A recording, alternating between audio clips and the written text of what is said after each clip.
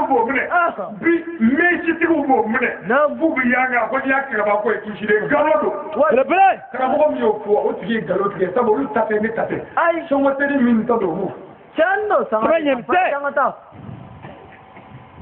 ezra ka me ko kira bo ya ai mo me faro me ko kira bo ya hawde ai me ko kira bo sa jale ai Nulo tagabolo de kila momulo tapuye mawala te kola momulo kide dugo debe la dia mo ka tagabolo herela samare ni mo ko minna ni dine ndama here koy ka fi darme dedo halla so abara maka wuya ayo bele here jume ay do mo muso to yo here au kaya ni mo dia ai ni mo do abinyo ndatuya wallahi o here dinga wallahi bele agara nyumu ba abi nyumu ndo ya leo shuo agara nyumu sokodu agara mgo sokodu no kala ngo shuo be awde de ndo ke no ka wata ka fere ali la c'est cool kafri wallahi shuo kafri wa abrati hali baba garbe de wallahi kama yemse ni mbore shuo ka fui wallahi samare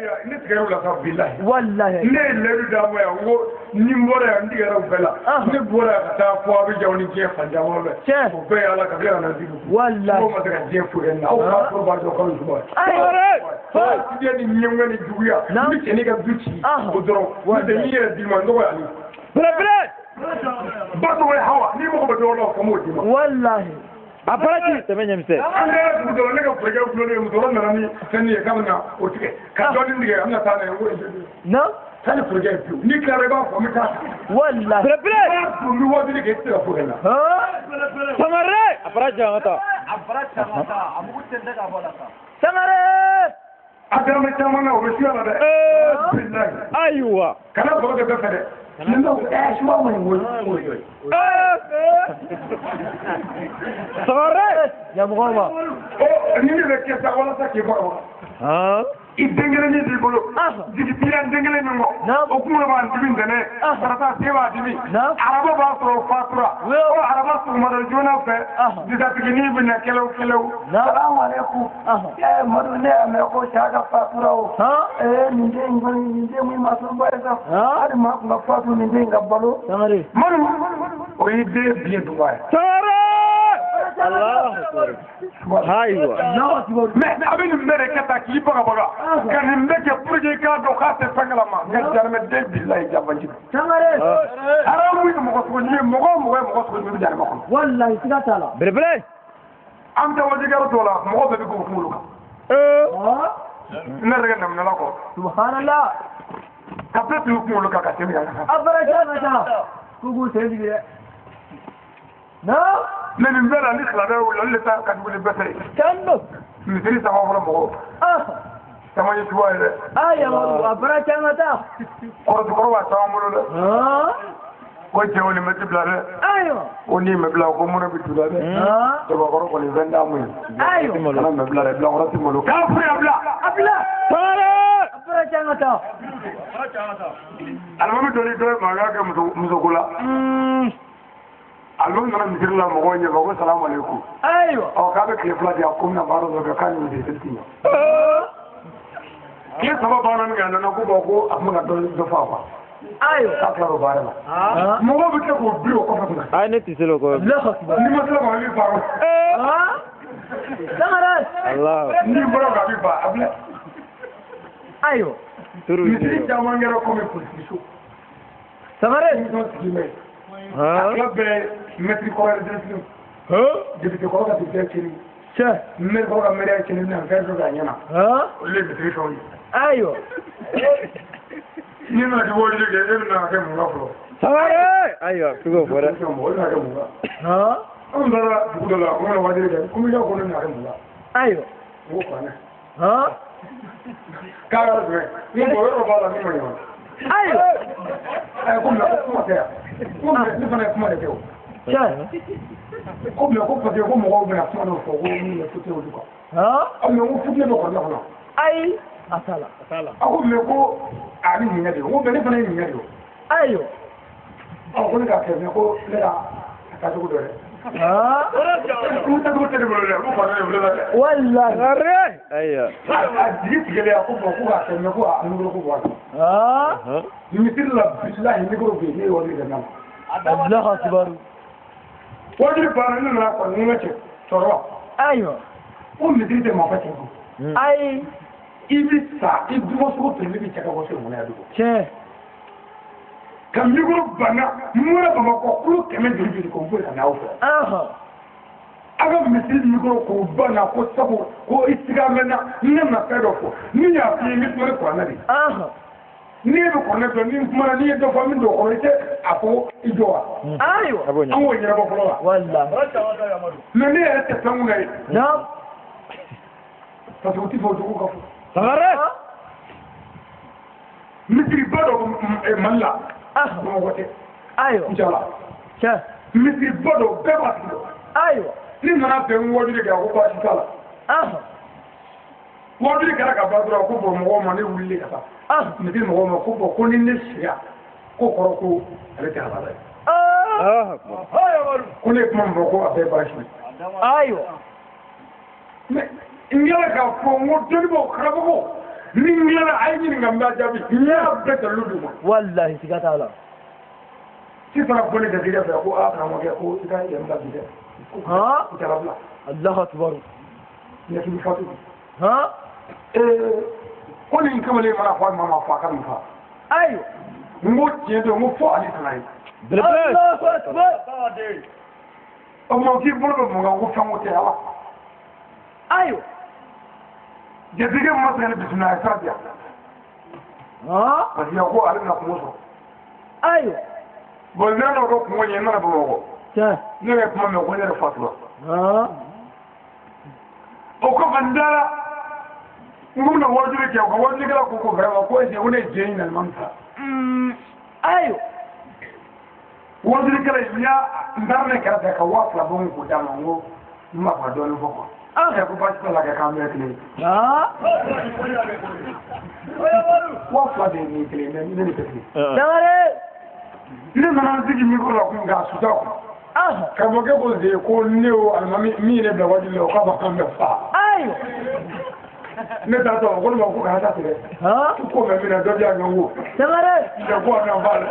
Ayo. Arre. Ayo. Dawore. Mo ta wafla da dira ko. Ayo. Mo ne kunye ne ma ko da ni mi no di ta. Abrat. E mo ko mo na won no fa ki ba da la kama. Ki fa mo fa.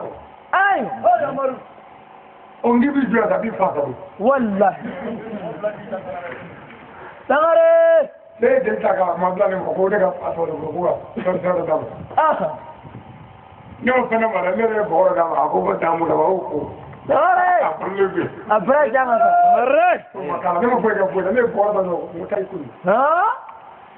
Ko ba ji to la ko na ro mi ko da ko la ko ba ni. Ayo. O wa nya re ba ke da ne. Wallahi. Dona ko ko ni dini nyamo wodi abi mo ko musu. Sigata la. Amiga aga kire ko ngara nyomba. Dini tiku ka bara nyomba. Ni tara ko mo ko bi e ga la zula na be no ne ni nyomba. Na. Sigata la. Bele. Do wodi be nguya ni ko na ci akoko ko tiyere be ga ma ko. Allah. Allahu akbar. Ko tiyere ci ga hindi dimne. Ka ci be nguya. Ayo. Ka mo bodo. Arabiya. Ayo. Ni ko o ra bene ci da mo ili bodo li ma ni be ka do li ko nan. On m'a dit ça. Ayo. Ko tiyere ga hindi dimne. Na. Ko o lo fa ni ma bo ni kafu. Ko be. Ayo.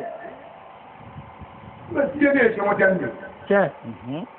Ni mo me tiyere ne ka ko wala ke ibi ko ka wo ku we. Che. Me ko ti ko ni no ka fi ya be. Ina wati mo yule. Sigata la. Ni o wala telefon na ngo ma telefon. Ka mo cha ba ka ka la kwa bi ja. Ngo mi se mo go ba ka kuma. Ayo, sangari abrat. Are internet de blasio. Semenye mse. Kuno mo ngo ko ba. Na. Je mo ko de ka la ma ka kuma. Jamia o ga hiji timene. Ayo. Flani nga fodo. Mo mi la dele ke o ga hiji timene. Na.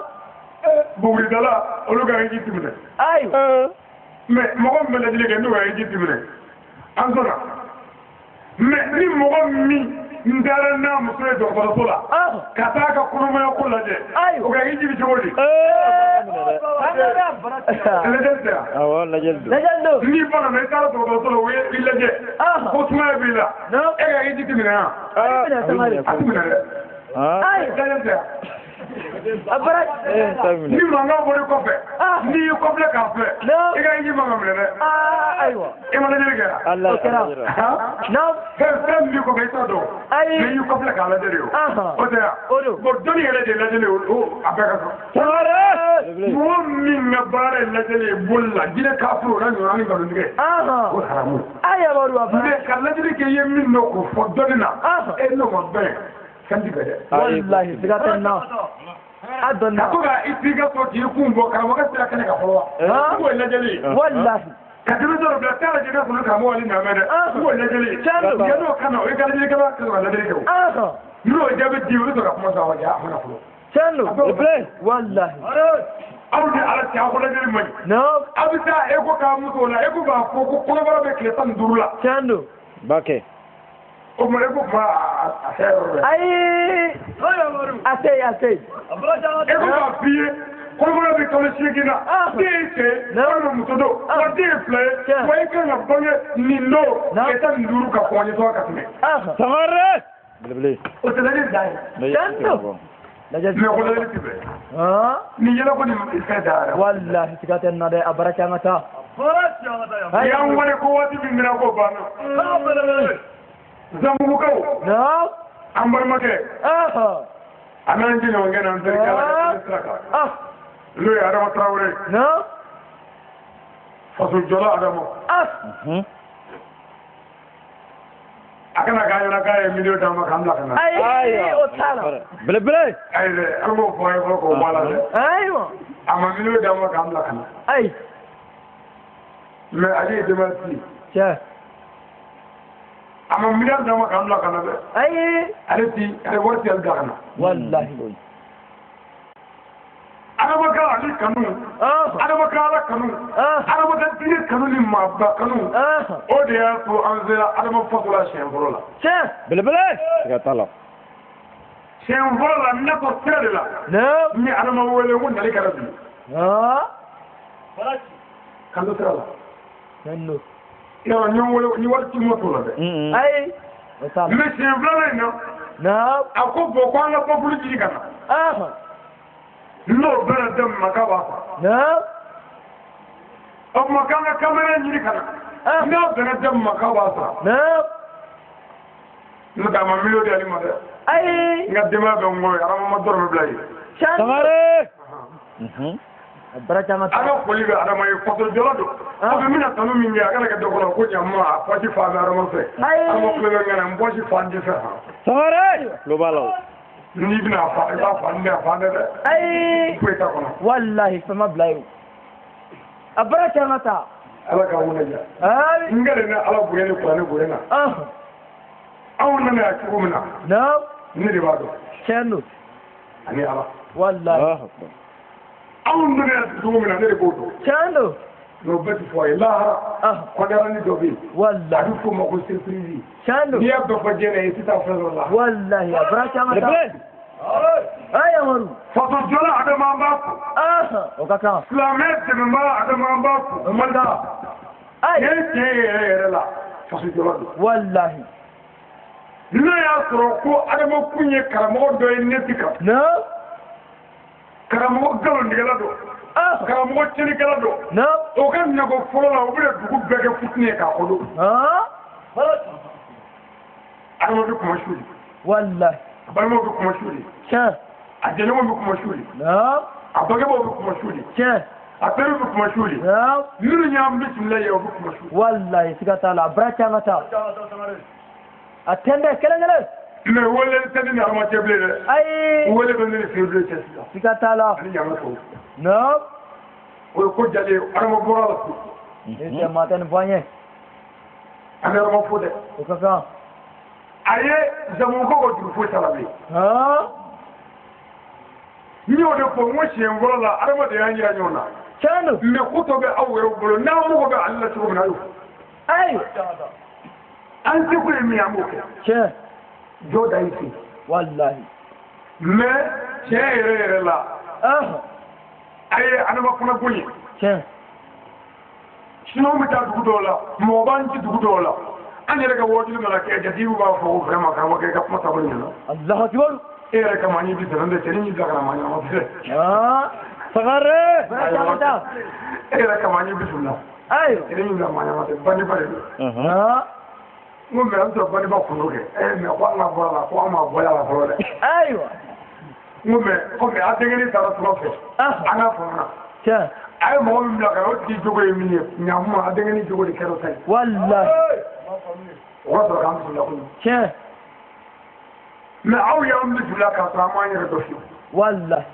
i b'a dɔn ko a yɛrɛ bɛ yen danaya b'o ka aw yɔrɔ n ka foli b'a den ye kosɛbɛ wallahi o ka kan ka dugawu kɛ adama ye ani aventure bɛɛ ani tumanankɛ bɛɛ mɔgɔ o mɔgɔ bɛ aventure la wale den fɛn o fɛn taara ɲinini na maliyɛn jamana wɛrɛ den na ala ka hɛrɛ k'aw bɛɛ amina ya rabi a ɲɔgɔnna caman y'an bila ka to ka dugu la wajulu la maraw kɔnɔ an yɛrɛ ye tɛmɛko caman kɛ nin sira kelen fɛ yan tiɲɛ ka taa jijɛni ninnu ni samandaraw na siga t'a la ka taa sɔnkini farankaw na ka taa safetiw na ka taa fɔ kayi siga t'a la anw bɛ mali yɔrɔ caman yaala dɛ tiɲɛ belebele siga t'a la dɛ mais dɔw yɛrɛ bolo komi anw ka bɛ baara kɛ ala kama a bɛ dɔw ɲɛna ko ne ka denbaya bɛ bolo bɔgɔ la dɔw yɛrɛ tɛmɛ cɛ ko olu ali ka taa an ka dugu la sini dɛ an ko baasi t'a la ayiwa n'i ye dugu yɔrɔ jumɛn a ye yɔrɔ fɔ foyi ma tuma jɛ o kɔ ne taara ka dugu la sini n taara sɔrɔ wajibi ko ma fɔ mɔgɔ si ye ayi mais n la ka se ayiwa k'an ka dugu la sini o kɛra n ta k'a yɛrɛ de denbaya bɛ n bolo a mɔgɔ t'o la ayiwa den bɛ n bolo a mɔgɔ t'o la muso bɛ n bolo a mɔgɔ t'o la papiye kan ka bɔ ka taa a ka sira t'o la ayiwa gazole kan ka taa o t'ale ka sira ye sangare parce que n ko bɛ baara kɛ la mɔgɔ dɔw kuma ni ala ka baara dɔ t'a quoi ayiwa mais ala ka baara dɔ mais c'est easy yɛrɛ ayi sabu ala ko an ka ala ta kɛ mais ala ko an ka wajulu kɛ nka a ma fɔ ko taa zamugu jagoya ye ayi ti ka taa yɔrɔ min taa ye wallahi nin ti yɔrɔ sɔrɔ bamakɔ kɔni n'a kɛ yɛrɛ yɔrɔ min y'a jago mais ni maa min ko an kana zamugu a fɔ an ka ɲɔgɔn dɛmɛ an na cogo la dɛ tiɲɛ don belebele ala k'an wele ja amina ya rabi n'an bɔra an ɲɛ tugu an ka foli b'u ye o ka kan sedu an b'a fo o ka kan ka barika da ka waleɲuman dɔn tiɲɛ ka dugawu k'a ye naam an yɛrɛ nana an ka nako fɔlɔ la an y'a sɔrɔ maramu lafililen don ayiwa o den kun na d'a ma mɛ o y'an ɲafa o y'o di maa wɛrɛ ma Allahu akbar ayiwa nka o den kun ye ne ta ye minɛ tiɲɛ nka n'ala sɔnna ko bɛ kɔfɛ siga t'a la ni muso dɔ ni den ma sɔrɔ an ka dɔ wɛrɛ di seerew ma lala n'o den sɔrɔla ayiwa ayiwa sangare an bɛ kuma bila yan n'o tɛ an tɛ daraka dun sini dɛ muso t'a sɔrɔ t'a sɔrɔ ayiwa an y'o yɔrɔ yan n'ala sɔnna olu ma sini kɛnɛ ayiwa n'an bɔra yen naba cɛmanw n'a musomanw an ka foli bɛ bɛɛ lajɛlen ye o ka kan an ka dugawu bɛ bɛɛ ye o ka kan tiɲɛ na an nisɔndiyara kosɛbɛ tiɲɛ an yɛrɛ kuma cogo la ayiwa dugu minnu nana wele jaabi an nisɔndiyara karamɔgɔ minnu bɛ yan an ka foli bɛ bɛɛ ye o ka kan mais n'ala sɔnna sini yɔrɔ ma sini ju naam ka taa se sinikɛnɛ su ma ni programme minnu bɛ jatigiw bɛ n'o fɔ ayiwa an minnu b'a ka bolo kɔrɔ k'a daminɛ sini na sa fo ka taa dimanche su la n'o ye sini ju fɛ ani sinikɛnɛ su fɛ an nana ko an k'a kɛ su kuru ye o su ninnu na ala bɛɛ de don k'a kɛ siga t'a la an nana ko an ka dukɛ tile fɛ ala bɛɛ bɛ k'a kɛ wallahi an na kun don nka an bɛ su na ta bilen a ko mɔgɔw sɛgɛnna su une heure bɛɛ tɛmɛna n'an bɛ ɲɔgɔn sɔrɔ sini an kɔni ye irisi el ala ayiwa